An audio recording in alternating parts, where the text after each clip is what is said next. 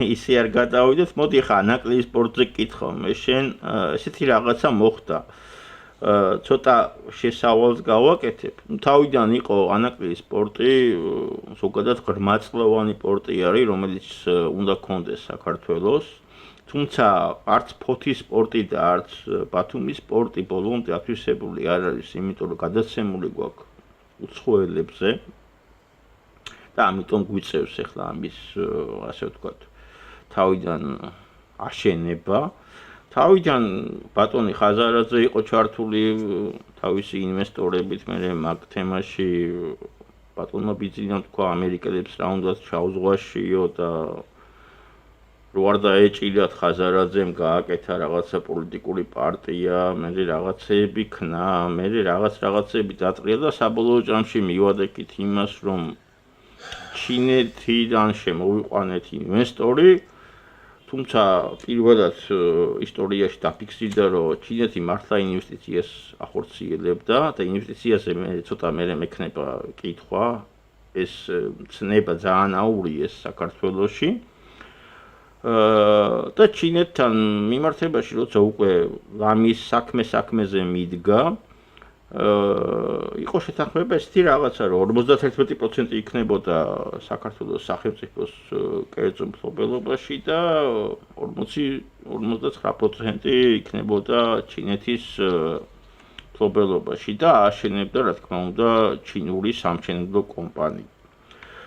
მაგის მერე ატყდა ჩვენ გვახსოვს წინა 2 თვე, რა ვიცი, ხან ვინ ჩამოვიდა, ბოლოს ამერიკიდან ვიზიტებს გულისხმობ. ბოლოს სამხედრო თვითმფრინავიც კი დაგვისვეს შუა ირან-ამერიკის ომში თბილისის აეროპორტში და ეხა ირკვევა რომ შევაჯამო ის, რომ ამ პორტს აღარ აშენებს ჩინეთი და ააშენებს საქართველო. იბადება ლოგიკური კითხვა. გამოვიღვიძეთ, რომ პორტები ჩვენი უნდა იყოს, თუ ამერიკისგან ზეწოლამ განდევნა, ასე ვთქვათ, ჩინური ინტერესები საქართველოდან და მოუწიათ ამათ, ასე ვთქვათ, ჯიბეზე ხელის გარტყმა. და თუ ასე ვიქცევით ჩვენ, რომ შეგვიძლია რაღაცეების აშენება, დანარჩენებს რატო არ ვაშენებთ ნებისმიერ სიტუაციაში. და პლუს მაგას, სამ კითხვად ჩამოვაყალიბებ ამ ყველაფერს ერმილე და მოგცემ დროს, რომ მიპასუხო. მაინტერესებს ის, რომ ამ ყველაფრიდან გამომდინარე, თუ ჩინეთი იმას დაინახავს, რომ ამერიკის ზემოქმედებით ჩვენ გავდევნეთ ჩინური კომპანია ამ პორტიდან. ტვირთების ხო ჩინეთიდან უნდა წამოვიდეს, წავიდეს ევროპაში, ხო? რამდენად იქნება ეს პორტი ათვისებული ზოგადად, თუ გავანაწყენეთ ეს ჩინეთიც ჩვენ ამერიკელების თოვნით, ასე ვთქვათ. გისმენ და შენი ანალიზი მაინტერესებს ანაკლის სპორტს. მოკლედ, ვრცელი თემა არის და ვეცდები, რომ შეიძლება შედარებით მოკლედ უპასუხო კითხვებს. მოკლედ დავიწყოთ ჯერ იქიდან, რომ ანაკლის სპორტი თვითონ. მე სიმართლე გითხრათ, ზოგადად ანაკლიასთან მაქვს ძალიან ცუდი ისტორიული დამოკიდებულება, არ მიწყინო კაცო ანაკლიელებს არაფერს არ ვერჩი. ეს იყო ის დაწყევლილი ადგილი, ესე რომ ვთქვათ, საიდანაც ტყვეთა გაყიდვა განსაკუთრებით აქტიურად მიმდინარეობდა საქართველოს ისტორიაში და ეს იყო, როგორ გითხრა, იცი, ხვიჩა და გოჩა რო არის ფილმი, ეს სიმწარე, ქართველების სიმწარე, რაც ხდებოდა, ეს ყველაფერი ანაკლის ტერიტორიიდან ხდებოდა ძირითადად ტყვეთა გაყიდვის ადგილი არის და რაღაცა როგორც ქართველს და როგორც ადამიანს, ხო, ამ ადგილის მიმართ მაქვს რაღაცა ესეთი მძიმე დამოკიდებულება ისტორიიდან და ალბათ ეს შეიძლება გადაჭარბებული დამოკიდებულება არის და მაგრამ რაღაც ხო იცი ადგილთან რო გაქვს რაღაც ცუდი დამოკიდებულება, მე სულ ცუდი ფიქრები მოგდის თავში, მაგრამ რაც შეეხება ანაკლის სპორტს, ეს არის ღრმაწლოვანი სპორტი, რომელიც ჯერ კიდე საბჭოთა კავშირის დროს განიხილებოდა წყალქვეშა ნავების ბაზირების ერთ-ერთ ბაზად, თუმცა შავი ზღვა ძირითადად წარმოადგენდა საბჭოთა ბანაკის შიდა ტბას და ამის აუცილებლობა არ იდგა. მერე როდესაც СССР დაიშალა, ჯერ კიდევ შევარდნაძის დროს იყო საუბარი, არსებობდა და აფხაზეთი დაიკარგა, იმიტომ რომ აფხაზეთის დაკარგვასთან ერთად დაიკარგა სოხუმის პორტი, ოჩამჩირის პორტი, მართალია არ არიან ისინი ღრმაწყლოვანი პორტები და პირიქით. მაგრამ მაინც როგორც პორტების ინფრასტრუქტურაში შედიან. მაგრამ რაც შეეხება სიღრმისეული სიღრმისეულ პორტს, სადაც გიდგემებს შეუძლიათ შემოსვლა, ეს ზუსტად ანაკლიას შეუძლია. და ჯერ კიდევ შევარდნაძის დროიდან მიდიოდა მაგ საკითხთან დაკავშირებით მუშაობა. თუმცა მსოფლიოში არ გამოჩნდა იმ პერიოდში არავინ ინვესტორი, მით უმეტეს ფეთქებაცაშიში აფხაზეთის გვერდით გაიკეთებია ღრმაწყლოვანი პორტი და ამ ღრმაწყლოვან პორტში ჩაედო უზარმაზარი ინვესტიცია. მით უფრო როდესაც ეს საზღვაო გადაზიდვის მარშრუტები და ჩვენ ქვეყანა ვართ, რომელსაც ფლოტი ჩვენ თვითონ არ გაგვაჩნია, სხვა ქვეყნებისთვის ნაკლებად ინტერესის სფეროში შედიოდა, მაგრამ დრო გადის, იცვლება ყველაფერი. მარშრუტები საერთოდ მსოფლიოში საზღვაო გადაზიდვის მარშრუტები ახლა თუნდაც ირანის ომმა ჩვენა ძალიან კარგად, რომ რადიკალურად იცვლება და ამ პერიოდში აღმოჩნდა ზუსტად რომ კავკასიური დერეფანი როგორც საჰაერო სახმელეთო და საზღვაო სივრცე ერთ-ერთი უსაფრთხო რუსეთი დაკეტილია სანქციებიდან გამომდინარე სამხრეთის ქვეყნებში პრობლემა იყო არა მარტო სპარსეთის ყურეში, ასევე პრობლემა არის ბაბელმანდების ყურეში, სრუტეში, სადაც ასევე ჰუსიტები აკონტროლებენ ამ მიმართულებას, რომელსაც ვერაფერი ვერ მოუხერხეს ვერც ამერიკელებმა და ვერც ბრიტანელებმა და ვერც და ჯიბუტში არსებულმა საერთაშორისო კოალიციურმა ბაზებმა. აქედან გამომდინარე 21 საუკუნეში უდიდესი მნიშვნელობა გააჩნია სატრანზიტო კორიდორებს. კორიდორების მიმართებაში მაგალითად ჩინეთმა, რომელმაც დაიწყო აფრიკის ათვისება, ჩინეთი ფლობს რამოდენიმე რკინიგზას, რომელიც ასეულობით კილომეტრზე არის გადაჭიმული, თავად ააშენა უდაბნოში და სულ თითქმის წამგებიანია ეს რკინიგზა, მაგრამ როგორც კომერციული თვალსაზრისით, მაგრამ არის სტრატეგიული დანიშნულების, როგორც დერეფნების საკონტროლოდ. მსოფლიოში მიმდინარეობს ბრძოლა დერეფნებზე. დერეფანი, რომელიც არის ერთი სარტყელი, ერთი გზა და რომელშიც საქართველოსაც მნიშვნელოვანი ერთ-ერთი სასწრაფო მნიშვნელოვანი ადგილი უჭირავს, რა თქმა უნდა, თავის თავში განიხილავს აი ამ პორტს. სწორად თქვი შენ, ჩვენ ფოთი და ბათუმი ვერ აგვაქვს დატვირთული, იმიტომ ვერ აგვაქვს, რომ ეს არის უცხო ქვეყნის ინვესტორების, ეგრეთ წოდებული ინვესტორების. სინამდვილეში თქვა, გაყიდულია ეს ყველაფერი და როგორც ადგე და შენინივთი რაღაც გაყიდო რაღაც დროით და მე უნდა გიბრუნდეს უკან. ამიტომ ვინც იყიდა ის, როგორც მიაჩნია საჭიროდ, ექცევა ისე. რაც შეეხება იმას, რომ შემდეგ სააკაშვილს ჰქონდა, მაგ თავისი გეგმები ჰქონდა და უნდა აეშენებია ლაზიკა. ქალაქი, მითიური ქალაქი ლაზიკა, რომელიც კონსტიტუციაშიც იყო შესული, თუ გახსოვს, განსაკუთრებული სამართლებრივი ზონით, განსაკუთრებული რაღაც სასწაული. იქ გარკვეული იყო ის, რომ სირიიდან და არაბეთიდან უნდა შემოეტანათ ეგრეთ წოდებული ინვესტიციები, სადაც უნდა აშენებულიყო ეს ქალაქი. მერე სამწუხაროდ დასრულდა მიშას ეპოქა და მოვიდა ბიძინას ეპოქა. 14 წელიწადი. ლაზიკა რა თქვენდა ატეხეს ერთი ამბავი, რაც ქალაქები გვაქვს, ის გვენგრევაო და ახლის ამშენებლები, ან საიდან უნდა შეივსოს მომდენი ისო და გასაგები. მაგრამ რაშია საქმე, იცი? საინტერესო აღმოჩნდა ის მომენტი, რომ ამათ ხო სახელმწიფოებრივი აზროვნება არ გააჩნიათ. ამათ ხო არ შეეძლოთ, რომ შეექმნათ თავად ის ინფრასტრუქტურა, რომელი აწყობილი ინფრასტრუქტურას უკვე ჩაერთვებოდა ჯაჭვში. ამათ მადგენ, ამათ უნდათ სხვისი ხელებით, სხვისი ფულით, საქართველოს ხარჯზე ეს ყველაფერი გაკეთებულიყო და მისცეს ხაზარაძეს. ხაზარაძემაც ეძია ეს უფასო ფული, როგორც იციან თქმა.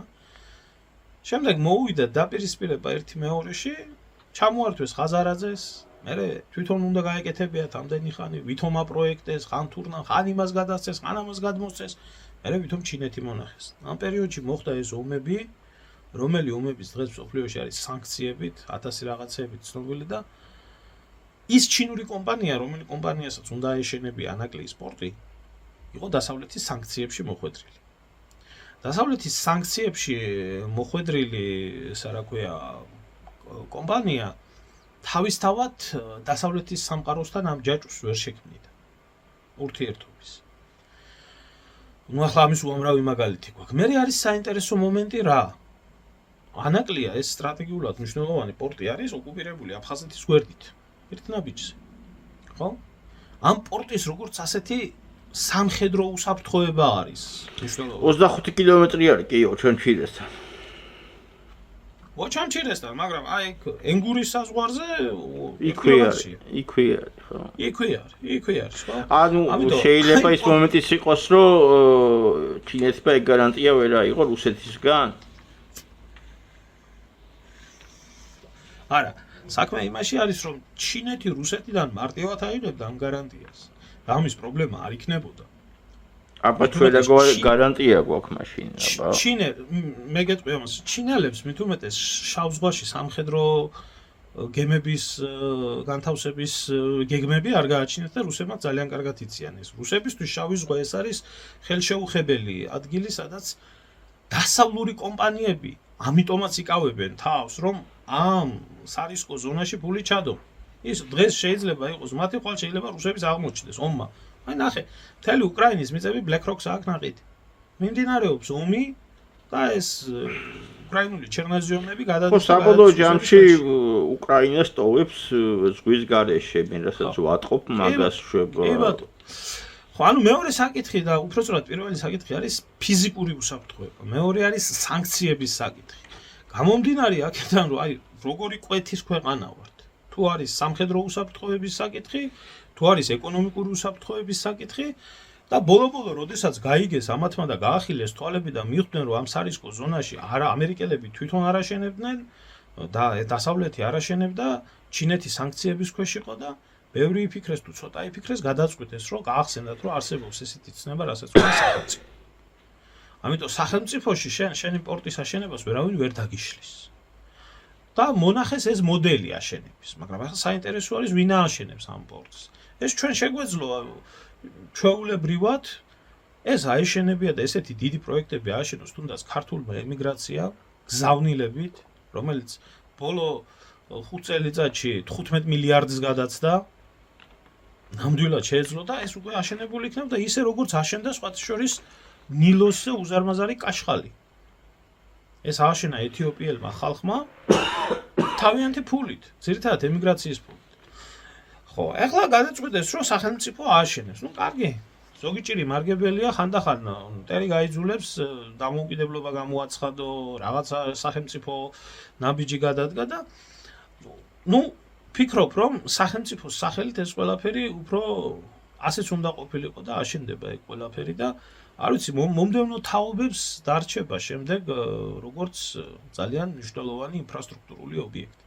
მე არ ვფიქრობ, რომ რუსებისთვის ეგ პორტი გამაღიზიანებელი აღმოჩნდეს იმ მხრივ, რომ რაც პორტის გამო ინტერვენცია დაიწყო, პირიქით რუსების ინტერესში შედის ჩრდილოეთის სამხრეთის მიმართულების მარშრუტების პირიქით გახსნა, მათ ინტერესში შედის აფხაზეთის რკინიგზის გახსნა, სხვა ბევრი რაღაცები. ხო, ნუ აი რა არის, იცი, რუსეთთან დაკავშირებით მინდა ერთხელ ცალკე ვისაუბროთ, იმიტომ რომ მე ვერ ვხედავ, რომ დღეს რუსეთში როგორც საქართველოში ქართულად ვინმე აზროვნებდეს, ვიც მართლობაში არის, ისე რუსეთში, იმიტომ რომ მათი გადაწყვეტილებები, ასე ვთქვათ, ანტირუსული არის თავინაბოლომდე და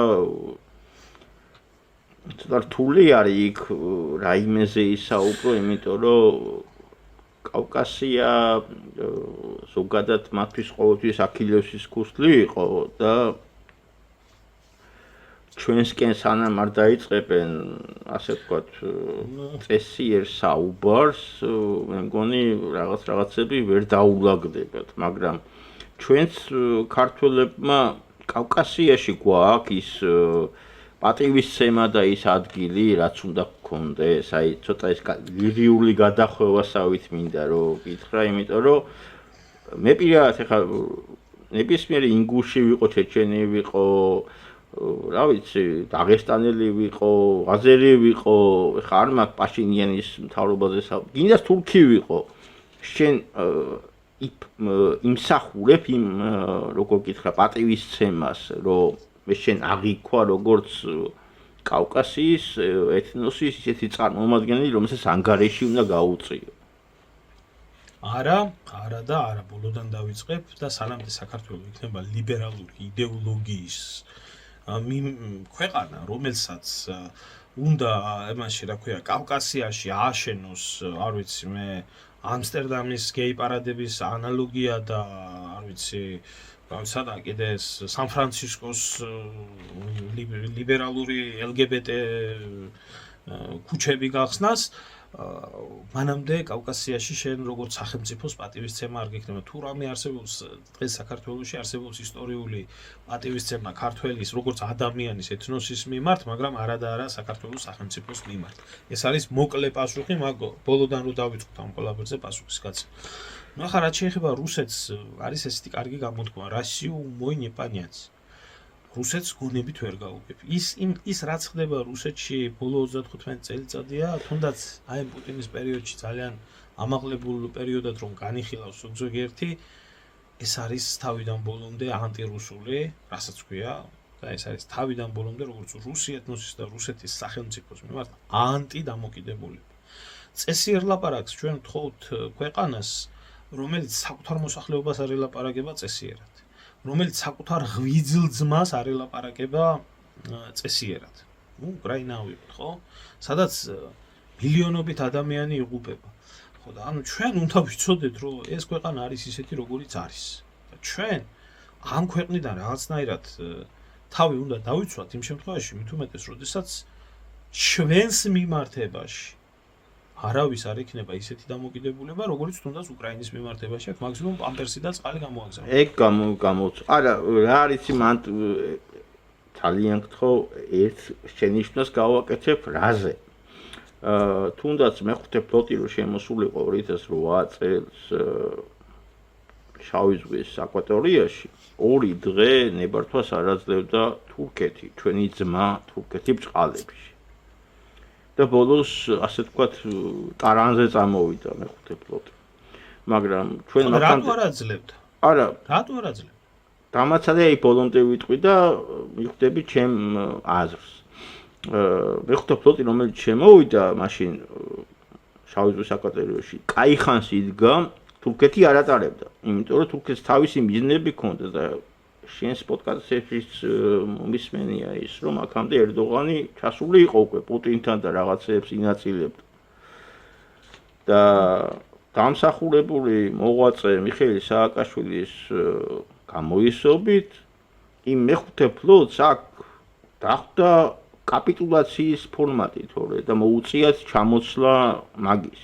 მოდი ამერიკას თლად ბოლო მაშინ ჯორჯ ბუშსა და საქართველოს შორის ასე თქვათ ძალიან კარგი დამოკიდებულება იყო. მაშინ მართლა შეიძლებოდა რომ სახელმწიფო ისა სამხედრო დახმარებაც გაეწიათ, მაგრამ შენ თვითონ დახვდი ჯერ ეგერთი ჩაბარებული და მეორეც ეგერთი 2 დღე და ღამე სამხედრო ფლოტი იდგა და ნებართვის გარეშე შემოვიდა. ეგ ოფიციალური ინფორმაცია თურქეთი არ ატარებდა უბრალოდ რა. და ბოლოს ნებართვის გარეშე დაიძინა თუ გამიხსნიან ცეცხლს, გამიხსნანო.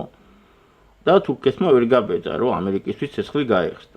მაგრამ რაც დახვდა საქართველოში, ხო დახვდა, რაც დახვდა, კარგად ვიცით, ხო? ერთი დღე იყო და გორში იყო ხიალა, მეორე დღე იყო და გასული ჭამა და მესამე დღეს ტელევიზორი აღარ ჩავხსეთ, ხო? რაღაც ახალი სისტემები არის. მაგრამ არა, რას გულისხმობ, იცი, ჩამოცლაზე ძალიან გთხოვ რა, ანუ ცუდია რომ ეგეთი ისა, მაგრამ ჩვენც არ დავხვდით ასე ვთქვათ, ისე როგორც უნდა დახვედრილიყავით, აი რაც სიტყვაზე უკრაინამ ქნა რაღაცა მომენტში, ეგაც იგივე პროექტია ხო რაც საქართველოს, მაგრამ გამოვიდა რომ ზელენსკი ბევრად როგორ გითხრა, მამაცი გამოგვიდგა, ვიჭე სააკაშვილი. სააკაშვილი. ნუ მოდი ახლა მე საერთოდ სიმართლე გითხრათ, ჩემი შეხედულება მაქვს ამ ყველაფერთან დაკავშირებით და იმასაც გეტყვი, რომ არც ზელენსკის მამაცობის არ მჯერა. არა, ერთის პროექტია და მეორეც პროექტი არის. ერგილე მაგაში კი არ გეწინააღმდეგები, ჩემო კარგო. მე უბრალოდ პიროვნულ თვისებებს გეუბნები რა, რომ ჩვენ რაც მივიღეთ, მეთქე 3 დღეში 3 სამარცხვინო რაღაცა მივიღეთ, ხო? სულ რამდენი 5 დღე გაგდა. კი ბატონო, გასაგებია ეგ ყველაფერი, მაგრამ კიდე იმას გავამახვილოთ ყურადღება, რომ ის მეგობარი ისა თურქეთი, სადაც ეხლა დღეს ჩვენი პრეზიდენტი ჩადის და თუნდაც დიდგორობას თავს უკრავს, იმისი შეფერხებით მოხდა იმ მეხუთე ფლოტის შემოსვლა შავ ზღვაში. კარგი, ერთ რაღაცას ვიტყვი მაშინ. იმიტომ რომ არსებობს ეგეთი მცდარი წარმოდგენა, გუშინցკენ საუბრობდა ჩერგოლეიშვილიც, რომ ფლოტი შემოვიდა, თურმე გემი, ისა თვითმფრინავი სადღაც აეროპორტში იდგა და არ დაიბომბა და ესე შემდეგ. ამაზე ცალკე შეგვიძლია ვისაუბროთ, მე გეტყვი ერთ რაღაცას. როდესაც ომი დაიწყო, მე ვიყობებოდი ერაყში. 7 აგვისტოს ღამით დაიწყო ომი, მოვიდა ბრძანება გამოყვანის შესახებ 7 აგვისტოდან 9 აგვისტომდე ამერიკული თვითმფრინავები ვერ ბედავდნენ საქართველოში შემოსვლას. ვერ ბედავდნენ, იმიტომ რომ ჩამოგვაგდებდნენ. არ ქონდათ ამის გარანტიები. არ იყო აქ ფლოტზე საუბარი.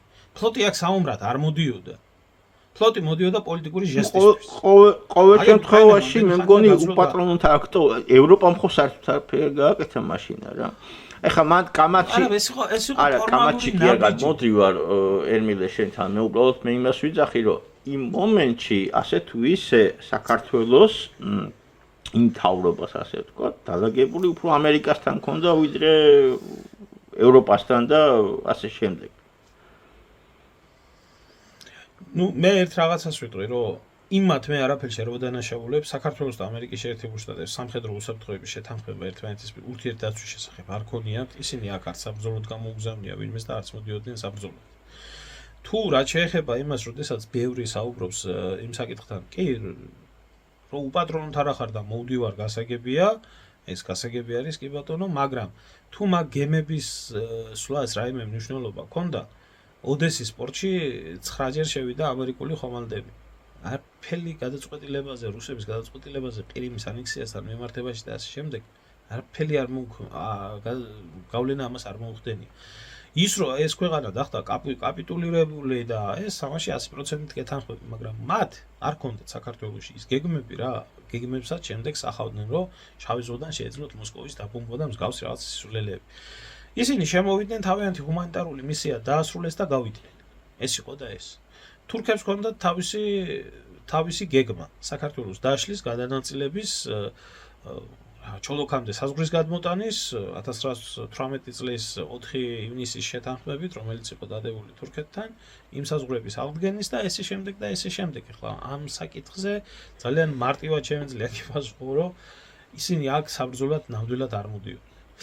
ხო და მოდი ახლა შავი ზღვის უსაფრთხოების საკითხი კიდე ცალკეა. ცალკე განსახილველი თემა არის, მაგასაც მე ვფიქრობ, რომ ცალკე საუბარი ჭირდება, მაგრამ ანაკლიის სპორტს რაც შეეხება, ანაკლიის სპორტი თავარი არის აშენდეს და აშენოს სახელმწიფო.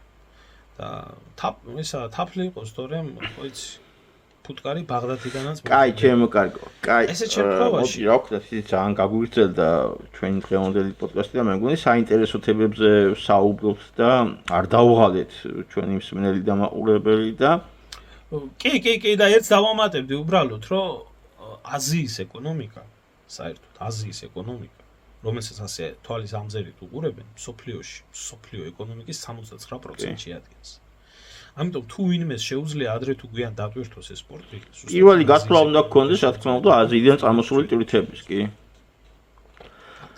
მე მინდა ეხლა კითხო ცოტა ვერიდები ხოლმე ამ საკითხს, იმიტომ რომ აი რელიგიაზეც, წინაზეც რომ უყურე ჩვენ პოდკასტ თავიდან რაღაცა არ მინდოდა რომ იმდენი მესაურა, მაგრამ ეს რაც ანდრია ჯაღმაიძემ გააკეთა იმედის კვირაში განცხადება 2019 წელს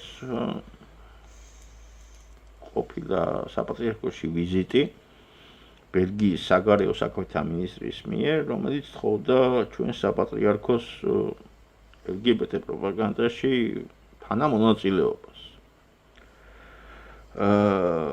რა ვიცი, ამას რო უსმინე მე ხა იმედისგან მე პირადად არაფერი არ მიკვირს, მაგრამ მესმის როცა ამ ყველაფერს იძახის კობახიძე, იძახის დინარაძე ან ვიღაცა, მაგრამ როცა იძახის ამ ყველაფერს საპატრიარქოს პრეს-დივანი არის ხო მისი წოდება რა ვიცი, თავი რაღაც შეურაცხყოფილასაც ვიგრძენი იმ მომენტში, იმიტომ რომ აქამდე სად იყავ. კითხვა მექნება აი კითხვის სიმბოლიზებას დავასრულე ფერმილე. რომ რა არის, იცი, მესმის პოლიტიკა, მესმის დიპლომატია, მესმის რაღაცა, მაგრამ წინა პოდკასტშიც ვისაუბრეთ მე და შენ რომ აი ქართული ეკლესია, ქართული მართლმადიდებლობა რაღაცა ერთი იდენტობა და რაღაცა არის. გამოსულიყო თუნდაც საპატრიარქო და ეთქვა რომ ვიცით რა ხალხო აი ესეთ რაღაცას ბედავენ უკვე რომ აი ჩვენ გვთხოვენ ესეთ რაღაცას. თქვენ აი შენ პირადად წარმოგიდგენია ის რომ მაგის მერე მომხდარი იყო აი თბილისში რაც არეულობა მოხდა ეს უაზრო ხალხის წანწალი რაღაცა ეს ყველაფერი ვეღარ გავიგე ეკლესია უნდა გავაიგივოთ ოცნებასთან თუ ეკლესია ჩვენ სამსახურში არის ვინც მაგის მრევლად მივიჩნევთ თავს.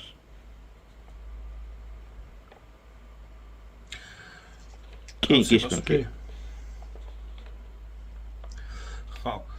აი ეს არის კიდევ ერთი ნათელი მაგალითი იმის, ჩემო ლევან, რომ საპატრიარქო, მოდი ეკლესიას გავანებოთ. საპატრიარქო, როგორც ასეთი ინსტიტუცია, ეს ინსტიტუცია არ არის ქრისტიანული საერთოდ ღირებულებების ინსტიტუცია და ეს არის პოლიტიკური ორგანიზაცია. აი პირდაპირ აი ამას ამბობს ეს ყველაფერი და რატო? როდესაც მოდიოდა საქართველოში დამპყრობელი, ის მოითხოვდა ერთ ელემენტარულ რაღაცას. შეიცვალეთ ქრისტიანობა და მიიღეთ ისლამი. ანუ ერთი ღმერთი მეორე ღმერთით ჩაანაცვლება. დღეს გეუბნებიან ასეთ რაღაცას. ღმერთი უღმერთობით ჩაანაცვლება. და ძალიან კარგად იციან ბელგიელებმა, ძალიან კარგად იცის ევროპამ, რომ მართლმადიდებლური საერთოდ ქრისტიანულ სამყაროში და მართლმადიდებლობაში განსაკუთრებით საქართველოში სოდომიტური ცოდვა ეს არის მომაკვდინებელი ცოდვა და ეს მოსთხოვო მართლმადიდებლური ეკლესიას ამის პროპაგანდირება ჯერ საკუთარ თავს როგორ უნდა აკადრო ასეთი რაღაცა. როგორი პატივი არ უნდა სცეს, როგორი პატივი სახელმწიფოს თავი დავანებოთ და პოლიტიკურ სპექტრს. მორწმუნე მრევლს თვითონ მართლმადიდებლურ ეკლესიას როგორი თავხედი უნდა იყო, როგორი გაუნათლებელი უნდა იყო და როგორი ამ ყველაფერთან აი როგორც რუსებმა იციან, როგორი ნაგალი უნდა იყო რა. ხო, აი ეს ძალიან კარგად აჩვენებს ევროპელების დამოკიდებულებას იმ ღირებულებების მიმართებაში, რა ღირებულებებიც არის ქართველი კაცისთვის პირველ ადგილზე. ნორმალური ქართველი კაცი მოგზაურობ. ხო, რაც შეეხება იმას, რომ როდესაც ჯაღმაიძე არის საერთოდ იქ სადაც არის, ჩემთვის როგორც მართლმადიდებელი ქრისტიანისთვის ამას დიდი შეურაცხყოფა არაფერი არ. ჯაღმაიძე არის ადამიანი, რომელიც უნდა მუშაობდეს უშიშროებაში, ან უნდა იყოს კრიმინალების სადღაც სამყაროში და მას არაფერი შეხება არ გააჩნია მართლმადიდებლურ ეკლესიასთან. 2019 წელს, როდესაც ეს მოხდა, მე მახსოვს ეს პერიოდი, იმიტომ საქართველოში ყავი მოვლენები იყო და ამ ყველაფერს ვეწინააღმდეგებოდით, ბევრი წვალება გამოვიარეთ. ამ LGBT პროპაგანდის წინააღმდეგ, დაჩვენ ვიცეკვეთ რო იყო და ესეთი რაღაცეები. და როდესაც მიაყენეს შეურაცხყოფა სხვათა შორის ღვთისმშობლის ხატს და ესე შემდეგ, ჯაღმაიძე და ესენი ყოველთვის გამიჯნული იყვნენ ამ პროცესებიდან და ამბობდნენ, რომ ეს ეკლესია რაშვაშია. ხო, მე როგორც ჩემთვის მართლმადიდებელი ქრისტიანისთვის ეს იყო შეურაცხყოფა, ეს არის შეურაცხყოფა და დარჩება მომავალშიც შეურაცხყოფად, რომელსაც მე პირადად როგორც ერთი რიგითი ქართველი ქრისტიანი ვერ ვაპატიებ ვერაფრით ბელგიის კი არა, ვისი მეფე და პრინციც არ უნდა იყოს. ხო, მაგრამ ეხა ბელგიის საგარეო საქმეთა მინისტრი კაკრას ბოდიში ამ სლენგისთვის ბრიუსელზე გვაქვს საუბარი, ხო, ანუ შიგ ევროპიდან მოდიოდა ეგზავნენ. თუ გადავიდე გასაგებია, მაგრამ მე როგორც ვიცი, პოლიტიკოსებს ელაპარაკებიან და პოლიტიკოსებს უყენებენ მოთხოვნებს და არა სასულიერო პირებს. ერთი რომის პაპთან თუ ჩავიდოდა და თუ გაუბედავდა რომის პაპს, რომ გამოსულიყო რომის პაპი და ხელში LGBT დროშა დაეკავებია და მოეწოდებია კათოლიკური სამყაროსთვის LGBT თემის ნორმალიზაციისკენ. ჩვენ ხომ მეორე ხარისხოვანი ხალხი ვართ. მათი გაგებით. ხო, აიათოლა რატო კაცო ჩვენ ხო ევროპელები ვართ?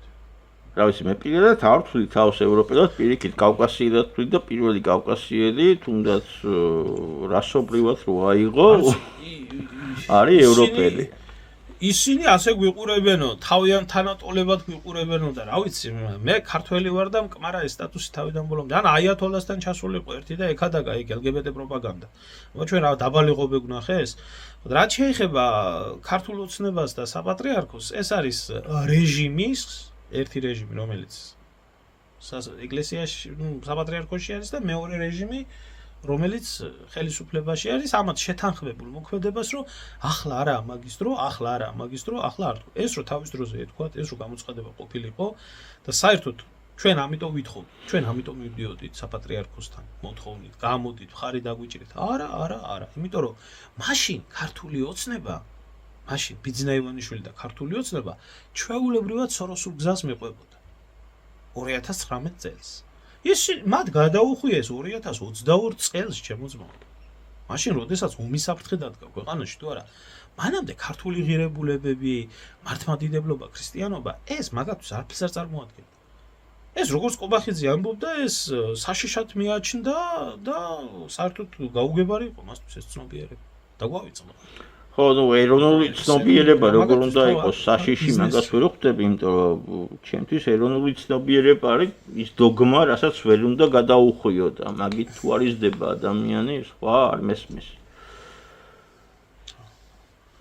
არ ვიცი ახლა დღეს ზუსტად გამსახურდია და მერაბ კოსტავა მასემდება მდინარაძის და ყობახიძის ლაპარაკზე იმდენ ეროვნულ სიძახიან და მაშინ ისე იყო საჭირო ჩემო ძმაო და ახლა 100-ია საჭირო. როგორ იქნება საჭირო, მე ვნახოთ, ხო? ხო, ისლამური სახელმწიფო რო შემოვიდეს, ალაჰ აკბარს დაიძახე. მოდი ინვესტიციებსაც შევეხოთ. სულკადად ინვესტიცია ჩემ რა ვიცი ასე თუ ისე რაღაც განათლება გამაჩნია და ვიცი რომ არის სიტყვაზე რაღაცა ტექნოლოგიით შედიხარ, აი სიტყვაზე BMW შემოვიდა საქართველოში, გააკეთა ქარხანა, შემოიტანა თავისი ტექნოლოგიები და ის მუდმივად მე აკუმულირებს რაღაცა თანხას, რაღაცა რაოდენობა ხალხისას სასაქმებს და მუდმივად ვითარდება. რაც გააკეთა ჩინეთმა, მაგალითად ჩინეთში ხდება იგივე ინვესტიციები, ჩინეთი აკეთებს პირიქით, იგივე ევროპამ გააკეთა, მაგრამ ეხლა პარალელი ავიღოთ არაბული ინვესტიცია. არაბული ინვესტიცია ეს Eagle Eyes-თან დაკავშირებით მინდა ვთქვა. ეს რა არის სამშენებლო კომპანია, რომელიც შემოდის ქართულ ბაზარზე. მათი ფუნქცია რა არის იდეაში? გაყიდოს თავისი ბრენდი, თორე დანარჩენი წინა გაყიდვები არის დაწყებული. დაახლოებით მე რაც ვნახე მათ საიტზე 240,000 უკვე შეაგროვეს პირველი გაყიდვებით, ვინც მოიფიქრა, რომ იყიდოს ამ არაბულ ქართულ ქალაქში ჩადოს ფული რა. ანუ ეს არის მარტივი რაღაცა. კომპანია შემოდის, როგორც Trump Towers ვაშენებს სიტყვაზე. მოხდება ესეთი რაღაცა. კომპანია თავისი სახელით აშენებს საქართველოში ქართულ მიწაზე შენობას, რომელიც შენობაც იქნება თავიდან ბოლომდე აშენებული ნახევრად ქართველებისგან, ნახევრად ინდუსებისგან, პაკისტანელებისგან, ასე თუ ისე. ისევ გაყიდის სხვაგან, ან ქართველებზე, უცხოელებზე, ასე შემდეგ და მორჩა მაგით ყველაფერი. აქ ინოვაცია, რამე ქარხანა, რამე დასაქმება, რამე ეს ინვესტიცია, ეს არის ფულის დაბანდება ქვია ამას. აი მუშულ გლეხულად მინდა რომ ავხსნა ეს ყველაფერი. აი როგორ ფიქრობ, რატო ასაღებენ თუნდაც ყობახიძე იქნება თუ სხვა დანარჩენები ამ ყველაფერს ინვესტიციას, იმიტომ რომ ინვესტიცია სულ სხვა რაღაცას გულისხმობს და ეს სამშენებლო კომპანია პლუს მაგას რომ სამშენებლო კომპანიები გვაქვს იმდენი რომ უკვე აღარ ვიცით სად წავიღოთ, რატო არ უნდა ეშენებინა ქართულ კომპანიას აი როგორც ხა ანაკლიაზე თქვეს. აი შენებინა იგივე ქართულ კომპანიას იგივე ტერიტორიაზე, თუნდაც აი თბილისის ფილტვებში და იმ ნაკრძალში ქართულ კომპანიას და არა Eagle Hills, ასე ვთქვა. გავცებას მოდი მაშინ უშურგლეხურად თუ აუხსნათ ჩვენ უბრალო ენაზე წარმოვიდგინოთ აი ესეთი სიტუაცია. აი ის იცის ნაკვეთი, რომელიც მე მაქვს 2300 მეტრი სოფელში, რომელიც ბაბუა მაჩუკა თეთრი მიწა იმერეთის. ეს ჩემი საკუთრება და ამ დროს მოდის ვიღაცა და მეუბნება ეს რაღაცას. მოდი მე შენ ამ მიწაზე ეს მიწა მე არენდით მომეცი რაღაც დროის მანძილზე და მე შენ ამ მიწაზე გადაგიხდი შემოსავლებს, საგადასახადოს, ყველაფერს ყოველთვიური იჯარის ფულს გადაგიხდი, ავაშენებ ქარხანას, გამოვშვებ პროდუქციას. ამ ქარხანაში თუ შენი ოჯახის წევრს ვინმეს უნდა დასაქმება, დავასაქმებ, მივცემ ხელფას, ვასწავლი. ამ გამოშვებულ პროდუქციას შენ იაფად მოყიდი და მე წავიღებ სხვაგან გავყიდი. ეს მესმის, რომ ეს არის ინვესტიცია. მაგრამ მოდის მეორე ადამიანი და მეუბნება. შენ მე მომყიდე ეს მიწა. ამ მიწაზე მე ავაშენებ საცხოვრებელ კორპუსს. ჩამოვიყვან არაბებს, ჩამოვიყვან ინდუსებს ამ შენ მამაპაპისეულ მიწაზე, დავასახლებ, შევასახლებ შიგნით. ბინა ეღირება ამ შენ მიწაზე 250-300,000 და რავი თუ კიდე იყიდე შენც. მოგცემ ყიდვის საშუალებას და ახა ფული. და მომეცი ამის საშუალება. და აქ მე რო დავსახლები ეს მიწა და ეს სახლი და ეს ყველაფერი იქნება ჩემ მაქსიმალური გადავიხადო კომუნალური გადასახადები და იგიც სახელმწიფოს. შენ არა. ეხლა მე შენ გეკითხები. ამ ორ რამეში არის ძალიან დიდი.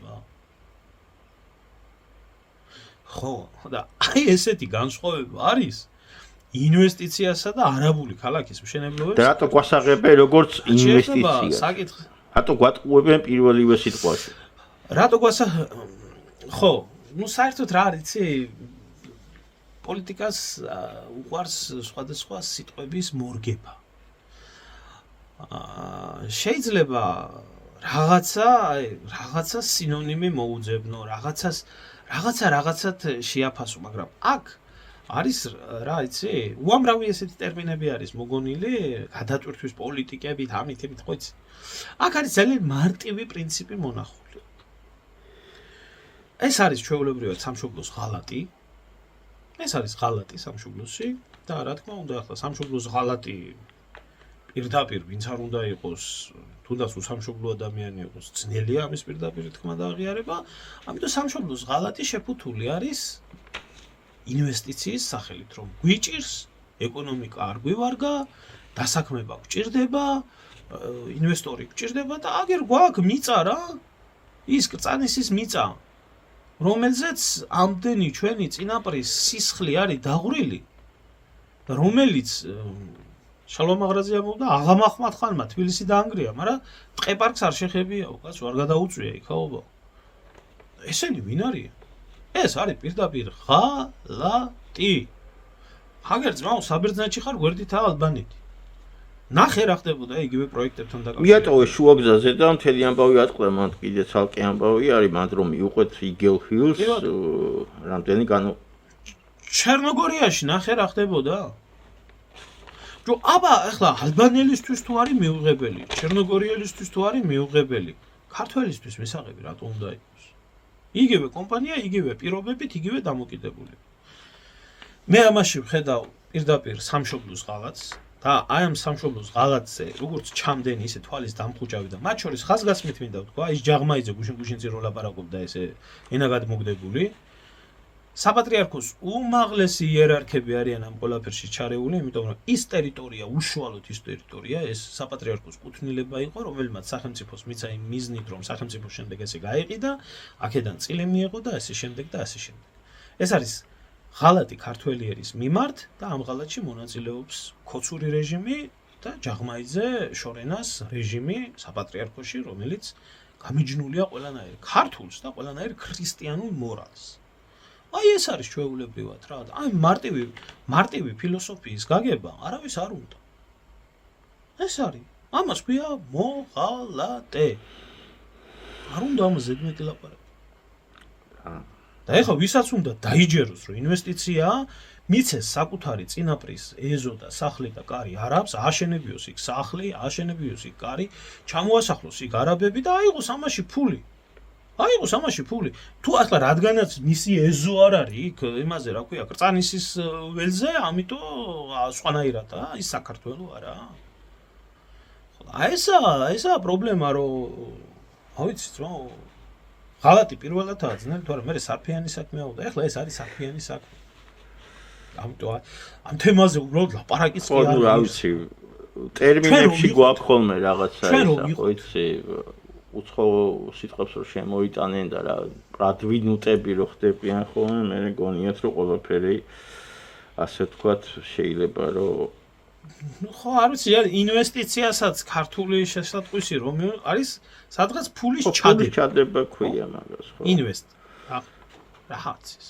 ხო, რისთვის დებ, რა მიზნით დებ, რანაირად დებ, რა პირობებით დებ. აგვიხსენ ახლა ჩვენ რო ვიყოთ მაგალითად რა არის ερμილემ ერთი რაღაცა მესმის რომ სიტყვაზე აი იგივე მაგალითზე უნდა წავიდე რა აი სიტყვაზე შემოვიდა ადიდასის ქარხანა და რაღაცა ჩადო იმიტომ რომ შემოიტანოს თავისი ტექნოლოგია და მე ის ქარხანა მუშაობს ხო მაგრამ პირველი ხარჯი უწევს ინვესტორს ასე ვთქვათ რა ბიზნესი უნდა თავიღოთ რა ინვესტორს რატო ეძებს რომ ფული ჩაგიდოს მაგრამ აქ რა ხდება რომ შენივე მიწაზე, შენივე მოქალაქეებს ან ვიღაცას უნდა თვითონ მენეჯმენტითაა მარტო დაკავებული. არაფერი არ შემოაქვს. ხა აგურის და ტალახის ერთმანეთის დადებას ჩვენ ეგენი არ გვასწავლიან და არაფერი ზედმეტი არ ხდება. ხო, უბრალოდ ხდება ის, რომ ბრენდირებული რაღაცა ჰილსი შემოდის. გავიგე. არა, ამდენი სამშენებლო დღეს არის ხო ერთი წვიმა მოხდა და ამდენი რაღაცა იმას მაგაზე ზედმეტია ლაპარაკი. როგორ აშენებენ და რას აშენებენ, ამაზე ზედმეტია ლაპარაკი. ქვეყანაში ელემენტარული საირიგაციო სისტემა რო არაა გამართული და ცოტა ჭარბინალექი, რომელიც ჭარბინალექიც მოვა ქვეყანაში რო მუდმივად ხდება, ხო? მუდმივად ხდება. ეს არ არის რაღაცა რომ რაღაც კატაკლიზმები მოხდა და მე გეტყვი რომ სადღაც ევროპაშიც თურმე მოწვიმა და რაღაცა თურმე პრობლემა იქაც შექმნილა. აი რა მოხდა იქ ჩვეულებრივ. ხო და აქ არის მარტივად საუბარი. მე ამას დავარქმევ ღალატს. პირადი კეთილდღეობა ეს ყველაფერი მეტი არაფერი თორე ხა ინვესტიციასთან ამას არაფერი შეხება არ აქვს, იმიტომ რომ თუ ვიდმე ინვესტიციაზე უნდა რაღაცაზე იმუშაოს, სხვათა შორის მაგაზე თალკე შეგვიძლია ვისაუბროთ, სულ აი შეგვიძლია საქართველოს 12 ნაწილად დავყოთ, სად რისი განვითარება შეიძლება და სად თუნდაც პატარა საწარმოს ჩადგმა, რაღაც ქარხნის ჩადგმა მოხერხდეს ისე, რომ ადგილობრივი მოქალაქეები მოსახლეობა დასაქმდნენ და ასე შემდეგ. ეგ სხვა რაღაცა არის. მანდეთ ეხა 14 წელიწადია არიან ხო ქართული ოცნება და ქარხანასაც არ ავთხოვებასო უბრალოდ რაღაც სისტემა შექმნა რომ ადგილობრივი მოსახლე რაღაცნაირად დაინტერესდეს რომ იქ იყოს და არ მოუწიოთ ჯერ დედაქალაქში და მერე ემიგრაციაში არ ვიცი ჩემოწმაო სვანეთში აგერ იმას დაძდევენ რა ქვია ბიტკოინებსო ამ ხელა პრობლემა არისო სვანეთის რეგიონი მარტო ეს ენგურგესი 1300 მეგავატს გამოიმუშავებს მარტო ენგურგესი თელმესტიის რაიონი 27 მეგავატს მოიხმარს და მაღაზია შეჭამეს ხალხი და შეგაიდეთ მომიშვილო როგორ გინდა ქვეყანაში ამ ბიზნესი განავითარო ან რაღაც აი რა ჩვენ ახლა ვსაუბრობთ. მე და შენ ახლა ვსაუბრობთ სახელმწიფოებრივად, რომელიც ახლა ჯერჯერობით საქართველოში არ არსებობს. ხო. აი მაგის მარტი ლევან, მაგალითად იცი რა, მოგიყვან კარგი ქართული პროგრამა კონების მინახია. შეკერება ჩინეთში. აი ეს თემაც იყო რაღაცა ხა აღარ ბევრი დრო გავიდა უკვე. არა რა არ მესმის იცი რომ ეს ხო მარტივი რაღაცა არის რომ აი რითი იწყება ხო ბავშვის გაზდა იწყება სკოლიდან და მერე გადადის ხო თუნდაც აი წარწერაზე made in Georgia რო აწერია ხო რაღაცას ხო უღვიძებ იმ ბავშვს ვიდრე ის made in China რო აწერია ხო აი მინიმუმ მაგაზე ხო უნდა დაფიქრდე არა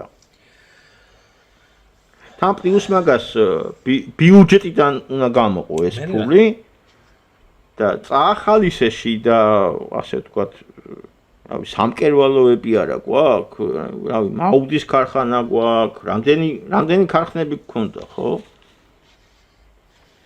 და რა ვიცი მე პირადად ვერ ხვდები კითხვები გაჩნდა კიდე შემადგენლობას თავი დავანებოთ სულ რომ ბამბა გამოგიგზავნოს ჩინეთმა თან პლუს მაგას ვერ ახდენ სრულად ათვისებას ვერც ჩინეთიდან საქართველოში რატო არ შეგიძლია რაღაცა წელს ახლა სიტყვაზე წინა წელს გაგერფრთხილებინა აქაური ადგილობრივი სახელმწიფო რაღაცა ის შეგექმნა რა ქვია სამკერვალო კომპანია რომელიც იმუშავებდა სიტყვაზე ჯარზე პოლიციაზე და სკოლაზე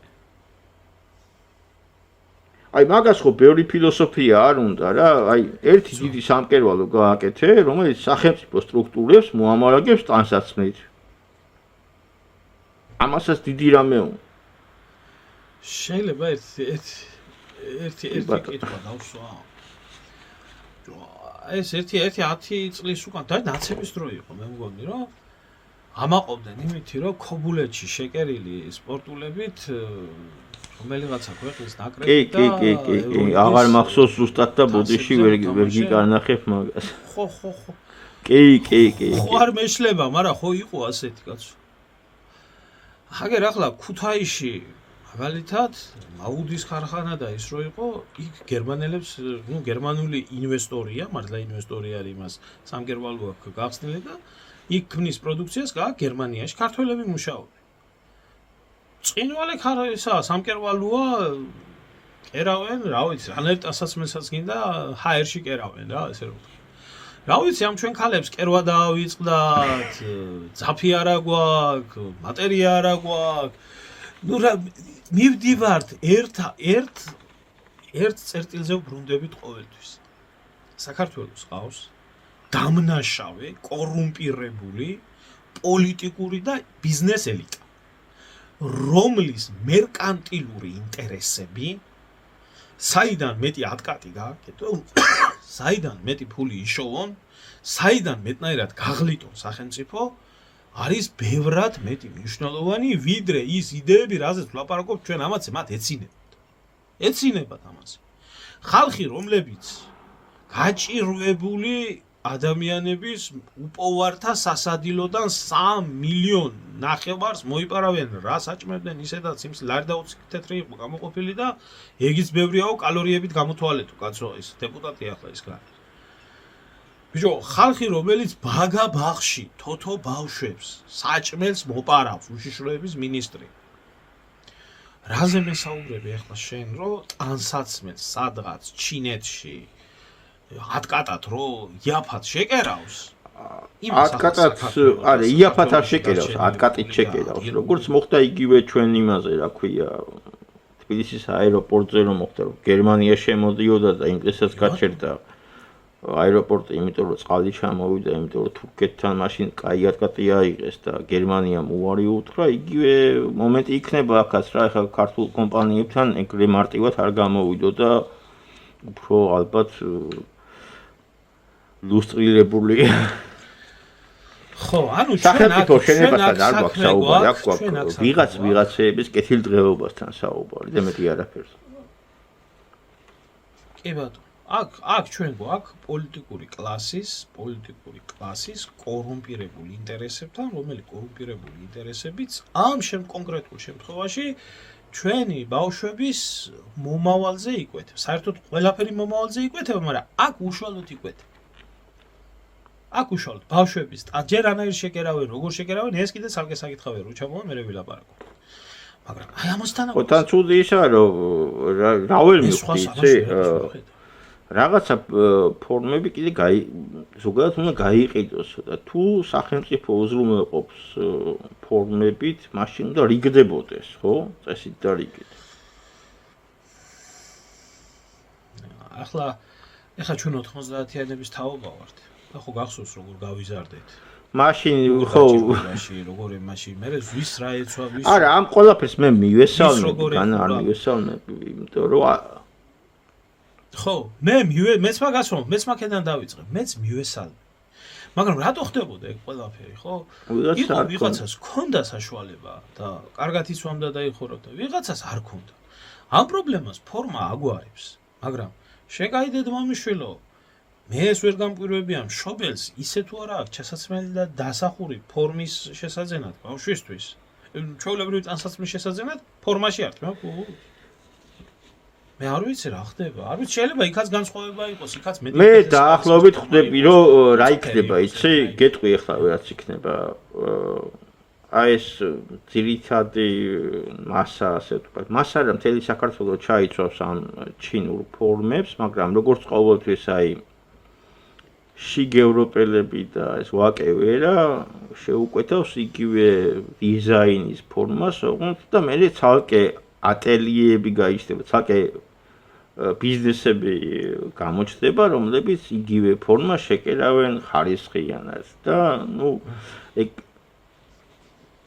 მე ეჭვი მეპარება, იმიტომ მეპარება ეჭვი, რომ მაგ უკნიდან განათლებული სასტავი, ესე რომ ვთქვათ, ისეთ სკოლებში დადიან და ისეთ სკოლებში დაყავთ შვილები, სადაც ხანდახან ქალის ტანსაცმელი უნდა ჩააცმო ბავშვს, რომ ბიჭმა იგზროს ქუსლიანი სიარული რა რთული. ხო, არის ასე, ხო, ამ LGBT პრაიდების დროს ამ ბრიტანულ სკოლებში და ამაში ასე ეუბნებიან, ძმა. ხო, მაგ დღეს მე მგონი იქ რა ვიცი იმედია მე და შენ ვერ მოვესწრებით და დანარჩენი.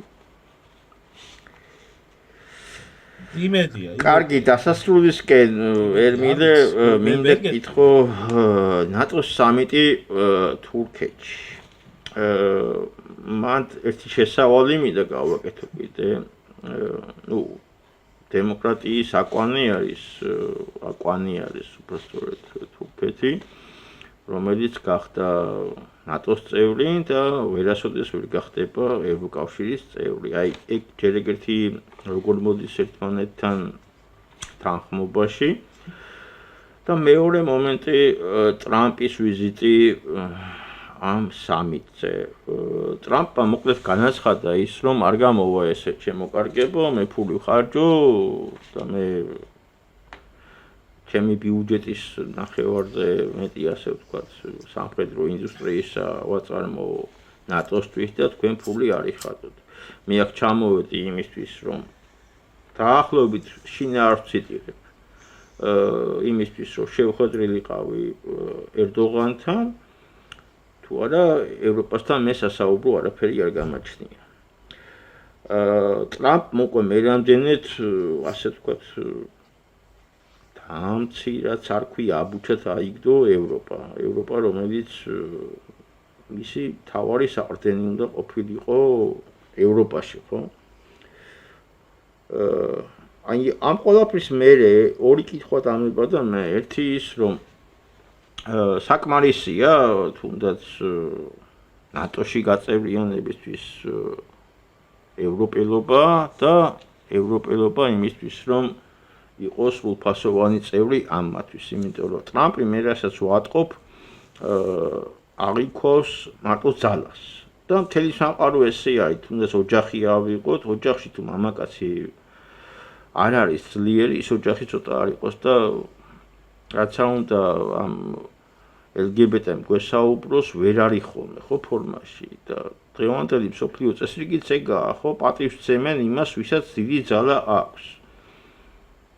თორე მარტივი მაგალითი რომ მოვიყვანოთ, ეხლა ჩვენ აი დავასრულებთ ისრაელს რო ძალა არ ქონოდა, არავინ პატივს არ სცემდა, უკრაინას რო ძალა არ ქონოდა, არავინ პატივს არ სცემდა, რუსეთს რო ძალა არ ქონოდა, არავინ პატივს არ ემდა და ირანს რო ძალა არ ქონოდა, პატივს არავინ არ ემდა და მაშინ სად მივდივართ, ანუ პატრიარქატი გეოპოლიტიკაში მაინც წინ არის. აი შენი კომენტარი მინდა ამ ყველაფერთან დაკავშირებით. მოკლედ აიხარე, გაქცემ ეხლა ეს პასუხს პატრიარქატი მას შემდეგ გახდა საერთოდ კაცობრიობის და პოლიტიკის, ეს არის პოლიტიკის აქსიომი, რასაც ახლა შენ საუბრობ. დამოუკიდებლობა გინდა, პატივი გინდა, აქცენ უნდა კონდეს ძალა. პატრიარქატი მას მერე გახდა პატრიარქატი, როდესაც პატრიარქატი დასრულდა და ძალას დაუთმო ადგილი. მარტო შემგროვებლობა არ ყოფნისო. საჭირო არის მამაკაცური ძალა. ეს მაშინ რო დამკვიდრდა, დღევანდელ რეალობაშიც ჩემო ლევან ასე არის. შეიძლება 1000 რაღაცა მოიგონონ, მაგრამ ეს არის ჯუნგლის კანონი. ამიტომ დიდარ სახელმწიფოს, რომელსაც არანაირი სურვილი არ აქვს, რომ საკუთარი ძლიერი შეიარაღებული ძალები კონდეს, ის ადრე თუ გვიან, არა თუ მდიდარი სუსტი სახელმწიფოც ადრე თუ გვიან შეინახავს უცხო ქვეყნის არმიას. ეს აქსიომა არის. ეხლა რაც შეეხება ტრამპს. ტრამპი ეს ჩვენ არ უნდა დაგვაიწყდეს, ეს არ არის კლასიკური პოლიტიკოსი, ეს არ არის პიროვნება, რომელიც პოლიტიკიდან მოდის, ან ქონია მასთან რაღაცა ისეთი შეხება. ეს არის თაღლითი, ჩამოყალიბებული თაღლითი, მანჰეტენის უძრავი ქონების თაღლითური ბაზრიდან, რომელიც საერთოდ ადამიანი რა პროფესიისაცა, იმ პროფესიას ითავსებს მთელი ცხოვრება. ისევე როგორც ზელენსკი კლოუნი იყო და კლოუნად დარჩება, ტრამპი იყო თაღლითი და თაღლითად დარჩება ახლაც და მომავალშიც. რაც შეეხება იქ რაც მოხდა, არაფერი განსხვავებული იქ არ მომხდარა. თუ გახსოვს, რამოდენიმე თვის წინ ნატოს გენერალურ მდივანს, როდესაც შეხვდა ტრამპი, იქ იყო სექსუალურ ელემენტებზე იყო საუბარი. რომ ხანდახან მამიკომ უნდა დასაჯოს შვილები. და BDSM-ის სექსის სადომაზოხისტური ელემენტების გამოვლინებაში დაადანაშაულეს მლიქვნელობაში მაშინ რივტე, რომელმაც გამოვიდა და განაცხადა, რომ თურმე ხანდახან დაგვსაჯე ბატონო ტრამპო, იმიტომ რომ გადასახადებს არ ვიხდით შესაბამისად ევროპელები უსაფრთხოებისთვის და თქვენი მათრახი არის საჭირო. ახლა ევროპელებში თავმოყარეობაზე, დღევანდელი ევროპელის ლიდერებში თავმოყარეობაზე საუბარი ცოტა ზედმეტი არის, ამიტომ ტრამპი როგორც იქცეოდა, იქცევა ისე. ის ატერორებს, ის თაღლითობს სრული ამ სიტყვის მნიშვნელობით იმისთვის, რომ თავისი პოლიტიკური და ეკონომიკური სარგებელი მოიტანოს. ის ამცირებს ევროპელებს დიდი ხანია, ეუბნება მე თქვენ გიცავთ, მე თქვენ გიფარავთ. ამიდან გამომდინარე, ჩემთვის მისაღები სავაჭრო ხელშეკრულებები, ჩემი ინვესტიციები, ჩემი იარაღი იყიდე, ჩემი გაზი იყიდე, ჩემი ნავთობი იყიდე. საერთოდ ევრო გააუქმე და დოლარი შემოიღე ძირითად ვალიუტად ევროპაში. ის ცდილობს ამ ფორმით, რომ მაქსიმალურად დაატეროროს ევროპელები, რომ მეტი, ასე რომ ვთქვათ, სარგებელი მიიღოს შეერთებულმა შტატებმა. აქ არაფერი სხვა არ ყოფილა და ტრამპიდან მეტი მოსალოდნელი არც იყო ნამდვილად არაფერი. მე არ ვიცი სიმართლე გითხრა, აქ თუ არა სრულად გადაწყვეტილი ამერიკელებს გასვლა ევროპის თეატრიდან, ბრძოლის თეატრიდან, მაგრამ ადრე თუ გვიან ეს გარდაუვალად მოხდება. მე ამაში დარწმუნებული ვარ და როდესაც ეს მოხდება, მთლიანად ჩამოიშლება ნატოს არსებული არქიტექტურა, რომელიც ამერიკულ ბირთვულ ფარზე არის მორგებული. ამიტომ ევროპელებს ტვინი რო ქონდეთ თავში და ღირსება რო ქონდეთ, ამ მომენტისთვისაც უკვე და დიდი ხნის წინაც უკვე უნდა ფიქრობდნენ თავიანთი უსაფრთხოების სისტემის შექმნას. მაგრამ როგორც ჩანს, იმ პარაზიტიზმს, რასაც ევროპა მიეჩვია, ამერიკული ფარის ქვეშ თვითონ ბიზნესის კეთებას და არმიების შემცირებას, საერთოდ, რა ვიცი, LGBT ოფიცრების და ჯარისკაცების უფლებები და ასე შემდეგ და ასე შემდეგ, დღევანდელი ევროპა არის ჭაობში. ტრამპმა იქ ილაპარაკა, ახალი მესიჯი გააჟღერა, რომ თურმე ისრაელმა მიაწოდა ინფორმაცია, რომ ირანს ნომერ პირველი ტრათაყავს გამოცხადებული და ლიკვიდაცია უნდა. ნუ ახლა ეს სად სასწაული. აბა ახლა ნომერ პირველი მტერი ვინ ეყოლებოდა და ახლა ლიკვიდაცია, რა ვიცი ახლა, მაგრამ ეგ ცოტა არა მარტივი საქმე ტრამპის ლიკვიდაცია და იკლოუნა და წამოვიდა. ამიტომ ევროპელებს ამ ტრამპი და ამერიკელები უკეთებენ იმას, რომ თავიანთი ძალის დემონსტრირება, რომელიც შეუძლიათ, ამადლიან ყოველ დღე მათი უსაფრთხოების სისტემას. ერთადერთი ქვეყანა ევროპაში, თურქეთს არ გულისხმობ, იმიტომ რომ თურქეთს ევროპა არ განვიხილავ, ერთადერთი ქვეყანა, რომელიც ცდილობს ევროპაში საკუთარი შეიარაღებული ძალების უმაღლეს ესე რომ ვთქვათ, საფეხურზე ყოფნას, ეს არის პოლონეთი, რომლის სამხედრო ბიუჯეტი 18 მილიარდი არის, აღმოსავლეთ ევროპაში თითქმის 52% და ერთად აღებული ეს ქვეყნები ბულგარეთი, ლიტვა, ლატვია, ესტონეთი, სლოვაკეთი, ჩეხეთი, ესენი ერთად აღებულზე მეტია. დანარჩენ ქვეყნებს არ უნდათ ამ უსაფრთხოებაზე ხარჯის გაწევა. და თავისთავად ახლა, როდესაც უნდათ პასიურ მდგომარეობაში ყოფნა, ყოველთვის მიიღებენ აქტიურ მდგომარეობაში მყოფი ტრამპის ესეთ მათრახებს. რა შეგვეხება ჩვენ? არ ვიცი, ჩვენ მე მგონი არც არავის დაუპატიჟები ვართ იქ ანკარაში და არც არავინ ყოფილა ჩვენგან წასული. მე მგონი გაიგეს ნელ-ნელა ეხილებათ თვალები, რომ ეს მირაჟი, რომელი მირაჟიც ნატოს ღია-კარის სახით დაგვიდგეს და შევარდნაძე ამბობდა, რომ დიდი ხანი არ დაგვაყენო კარებში თუ არა ორ პირმა ქარმა ფილტვების ანთება იცისო, გაიგეს ეთყობა საქართველოშიც და გაიგეს ეთყობა ევროპაშიც, რომ ჩვენთვის ეს გაერთიანება არაფერია და რომც იყოს, ხო? რომც იყოს. იმხელა ფულია გადასახდელი ნატოს უსაფრთხოების ქოლგაში. მე ვიცი ეს თვითონ თუ მაგ ფული რო ხარჯო შენი შეიარაღებული ძალების გამართვაზე და აწყობაზე, დღეს გექნება ერთ-ერთი უძლიერესი არმია. მე არ უნდათ. ისე მონური ფსიქოლოგიიდან გამომდინარე.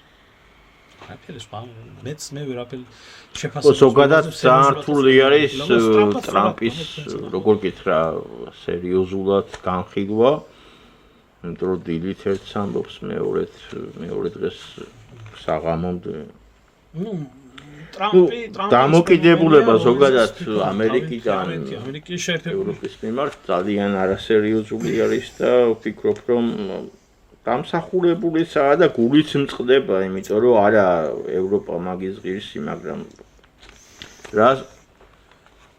არა, აქ არსებობს მეორე მომენტი, ტრამპს გააჩნია ძალიან სერიოზული პირადი წყები.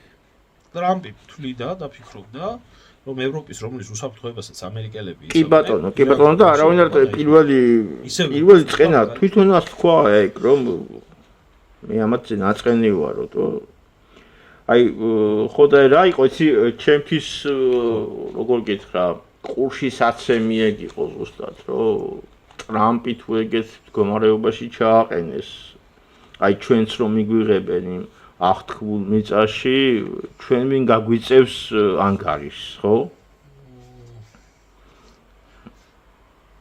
ნუ ახლა ჩვენ თუ მიგვიღებთ მერთმა დაგვიფაროს, მაგრამ თუ მიგვიღებენ უნდა ვიყოთ ისე როგორც არის ბალტიისპირეთის რესპუბლიკები. მორჩა დამთავრდა. რუსეთის წინააღმდეგ მყეფარე ძაღლები. ვინ მიგვიღებს, სად მიგვიღებს თუ ზღვახა, კაი უმორი. კარგი ერმილე, მოდი ძალიან დიდი პოდკასტი გამოგვივიდა დღეს და არ მეგონა, მაგრამ იმედია ძალიან საინტერესო დიალოგი შედგა ჩვენ შორის, დავემშვიდობოთ ჩვენს მაყურებლებს.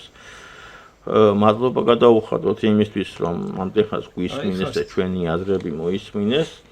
დიდ მადლობას მოგახსენებ ერმილე მე შენ იმისთვის, რომ კიდევ ერთხელ ჩაერთე და ემიგრანტების მაყურებელს შენი აზრი, შენი მოსაზრება გაუზიარე.